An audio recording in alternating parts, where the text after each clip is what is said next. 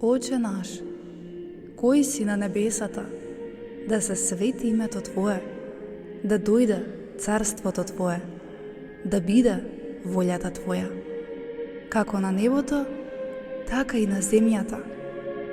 Лебот наш насушен, дај ни го денес и прости ни ги долговите наши, како што и ние им ги проштевавме на нашите должници. Не воведувај не во искушение и избави не од лукавиот, зашто Твое е царството и силата и славата во сите векови. Амин. Господе, дај ми мирно да го примам сето она што ќе ми го донесе денешниот ден, како и тоа, потполно да се предадам на Твојата света волја.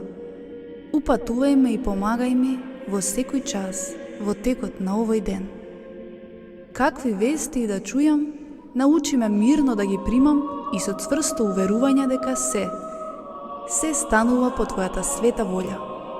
Управувај со моите мисли и чувства во сите мои дела и зборови.